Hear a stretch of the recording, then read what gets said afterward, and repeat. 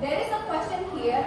How would you define descriptive text in your own language?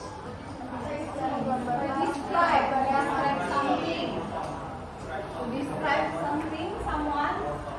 Yes, or some place. Okay, very good. Definisinya adalah descriptive text is a text yang purpose-nya, which purpose itu to give detailed information. Jadi description itu basically adalah giving detailed information, baik itu characteristically, physically ya, ataupun mentally about a person, about a place, about a thing, and etc. Seperti yang kemarin sudah dipelajari itu tentang person. Nah, kemudian ada loh aspects that can be found in the descriptive text. Nah, dari teman-teman yang kemarin activity-activity yang sudah dilakukan, you have made description text about the person kan? Apakah di dalam teks itu sudah ada spesifik partisipannya, sudah ada adjektifnya, sudah menggunakan simple present tense, dan apa nih ada preposition. Nah, oke, jadi sebenarnya aspek-aspek yang harus ada itu ini seperti yang sudah kita barusan, specific participation. Specific participation itu apa sih kira-kira?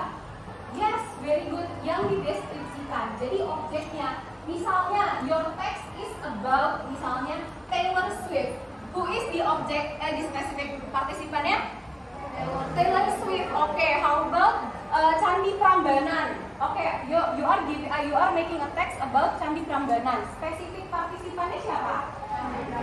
Yes, very good. Jadi spesifik partisipan adalah itu. Kemudian adjectives yang kalian udah jago banget, ya kan? Nah, harus ada ya kata sifat. Kemudian simple present tense. Nah, kira-kira ada nggak yang bisa nyebutin contoh kalimat simple present tense? Misalnya, she wears a beautiful necklace. Misalnya, itu masuknya simple present tense atau bukan? Simple present tense juga. Nah, jadi benar tuh teman-teman. Jadi simple present tense itu terbagi menjadi dua jenis kalimat. Oke, verbal dan kemudian ada kalimat nominal. Nah, kalau kalimat nominal itu yang umumnya kalian sebut kayak tadi, misalnya kalian mau menyebutkan kalimat yang apa ya, mau mendeskripsikan seseorang. Misalnya orang itu kita bilang aja pintar, berarti dia laki-laki pintar. How would you say it in English? He is smart. Nah, itu kira-kira masuknya ke verbal atau nominal? Verbal. Sebenarnya ke nominal. Why is it so? Nah, sebenarnya ada kata kuncinya. Saya dulu ya. He is smart. Yes. Ini kalau dilihat. Oke, saya he is smart. Kemudian kalau orang smart biasanya umumnya rajin belajar ya. Misalnya he studies every day. Oke, di sini bedanya adalah kenapa dia masuk ke smart. Smart dulu kalimat study. Study di sini adalah verb, kata kerja.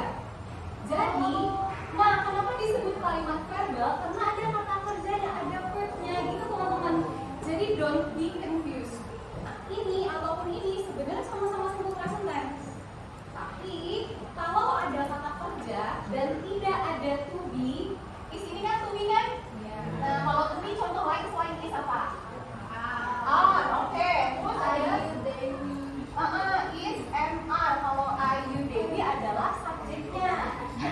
Jadi oke. Nah, jadi kalau untuk kalimat nominal itu tuh bisa diikutin oleh adjective. Seperti ini kan adjective kan? Atau kalian mau bilang I am a student. Nah, itu masuknya ke dalam verbal atau nominal? I am a student. Nominal. Kenapa? Karena ada to be-nya. Kemudian habis itu tidak ditemukan verb atau kata kerja. Tapi student apakah sebuah kata kerja? Dan tidak, itu adalah sebuah profesi atau noun kata benda. Biasanya seperti itu. She has a pointed nose. Apakah ini masuk dalam simple present tense? No. Why? Karena to be-nya di sini has, bukan is, MR. Has ini masuknya ke dalam perfect. Karena kalau orang punya hidung mancung terlahir ya, jangan pikirkan mereka opas ya. Kalau mereka lahir dengan hidung mancung, dari kecil sampai sekarang hidungnya masih mancung kan? Nggak tiba-tiba berubah kan? Nah makanya itu pakainya perfect. Nah berarti dia nggak simple present kan? Nah tapi bisa kan digunakan untuk deskriptif seperti itu teman-teman. Dan kemudian last but not least di sini ada preposition. Ada yang tahu nggak kira-kira di example of preposition? Preposition? Letak. Oke, example-nya apa misalnya? Iya. Oke. Oke. On. Kemudian. Misalnya gini. Ini apa? Book ya. Ini marker. Where is the marker?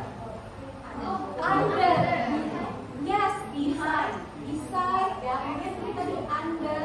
Next to itu adalah example of preposition apa tadi? In front of. Yes. Jadi preposition adalah kata-kata yang menunjukkan lokasi si objek yang sedang dijelaskan atau yang dideskripsikan. Jadi gitu. Don't be confused again.